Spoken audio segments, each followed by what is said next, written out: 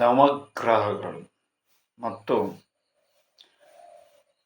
ನವ ಮಾಸಗಳು ಅಂತ ಹೇಳಿದರೆ ನೋಡಿ, ಎಷ್ಟು ಒಂದಕ್ಕೊಂದು ಸಂಬಂಧ ಅಂತ ವಿಚಾರವನ್ನು ಮಾಡಿದರೆ 9 ತಿಂಗಳು 9 ದಿವಸ ಮನುಷ್ಯ ನಾಕಿ ತಾಯಿಯ ಗರ್ಭದಿಂದ ಭೂಮಿಗೆ ಬರಬೇಕಾದರೆ ನವಗ್ರಹಗಳು ನಮ್ಮ ಜೀವನದ ಉದ್ದದಲ್ಲೂ ಕೂಡ ಸಾರ್ತಕ್ಕಂಥದ್ದು. ಆನಂತರದಲ್ಲಿ ನವದಶೆಗಳು ಅಂತ ಕರೆಯುತ್ತೇವೆ, ಅದು ಕೂಡ ಜೀವನದ ಉದ್ದದಲ್ಲಿ ಇರತಕ್ಕಂಥದ್ದು. ಅದರ ಮಧ್ಯದಲ್ಲಿ ನವಭುಕ್ತಿಗಳು ಅಂತ ಹೇಳುವಂಥದ್ದು ಬರ್ತದೆ. ಇವೆಲ್ಲವೂ ಕೂಡ ಒಂದಕ್ಕೊಂದು ಬೆಸೆದು ಇರ್ತಕ್ಕಂಥದ್ದು.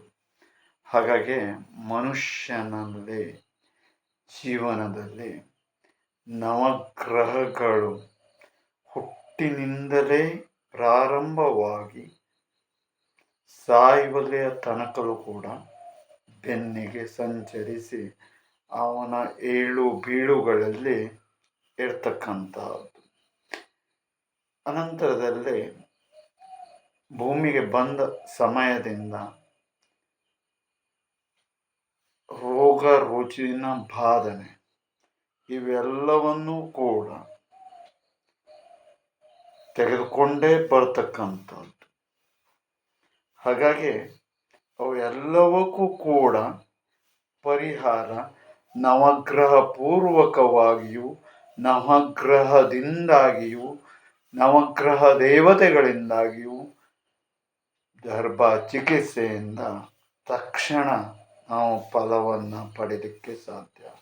ಮತ್ತು ಪ್ರಯತ್ನಕ್ಕೆ ತಕ್ಕದಾದಂತಹ ಫಲ ಎಂಬಂತಹ ರೀತಿಯಲ್ಲಿ ಅತಿ ಬೇಗನೆ ಕೊಡುವಂತಹದ್ದು ಯಾವುದಾದ್ರೂ ಒಂದು ವಿಧಾನ ಹೇಳ್ತಕ್ಕಂಥದ್ದು ಏನಾದರೂ ಇದ್ದರೆ ಅದು ಗರ್ಭ ಚಿಕಿತ್ಸೆಯ ಮೂಲಕವಾಗಿ ಮಾತ್ರ. ಯಾಕೆ ಅಂತ ಕೇಳಿದರೆ ಎಲ್ಲವಕ್ಕೂ ಕೂಡ 9 ಅಧೀನದಲ್ಲೇ ಇರ್ತಕ್ಕಂಥದ್ದು ಮನುಷ್ಯನಾಗಿರ್ತಾನೆ.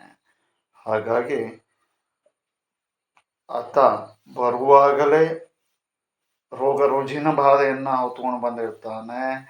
ಅದನ್ನು ಸರಿಪಡಿಸಲಿಕ್ಕೆ ಗರ್ಭ ಚಿಕಿತ್ಸೆಯಿಂದ ಮಾತ್ರ ಸಾಧ್ಯವಾಗತಕ್ಕಂಥದ್ದು. ಮತ್ತು ಅಷ್ಟೇ ಅಲ್ಲದೆ ಪ್ರಯತ್ನಕ್ಕೆ ತಕ್ಕದಾದಂತಹ ಫಲ ಎಂಬಂತಹ ರೀತಿಯಲ್ಲಿ ಶ್ರಮವನ್ನು ಪಟ್ಟು ಕಾರಣದಿಂದಾಗಿ ಈ ಎಲ್ಲ ಶ್ರಮಗಳು ನಿಮಗಾಗಿ ಸಿಗ್ತಾ ಇರತಕ್ಕಂಥದ್ದು. ಶ್ರಮವನ್ನೇ ಪಡೆದೇ ಇದ್ದರೆ ಯಾವುವೂ ಕೂಡ ಸಾಧ್ಯವಿಲ್ಲ.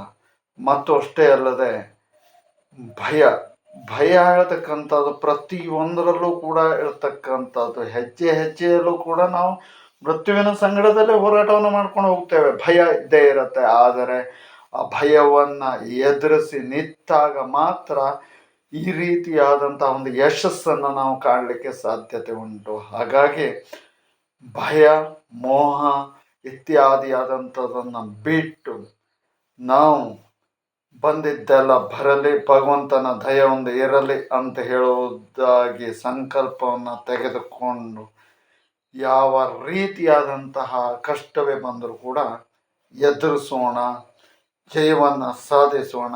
ಅದು ದೈವಿಕವಾದಂತಹ ಅನುಗ್ರಹದ ಮೂಲಕವಾಗಿ ಮಾತ್ರ ಸಾಧ್ಯತೆ ಇರತಕ್ಕಂಥದ್ದು. ಹಾಗಾಗಿ ಪರಮಾತ್ಮನ ಅನುಗ್ರಹವನ್ನು ಇಂತಹ ಒಂದು ಅದ್ಭುತವಾದಂಥ ಶಕ್ತಿಯ ಮೂಲಕವಾಗಿ ಪ್ರತಿಯೊಬ್ಬರು ಕೂಡ ಸಾಧ್ಯವಾದರೆ ಪಡ್ಕೊಂಡ್ರೆ ಅವರ ಶ್ರೇಯ ಅಭಿವೃದ್ಧಿಗೆ ತುಂಬಾ ಅನುಕೂಲ.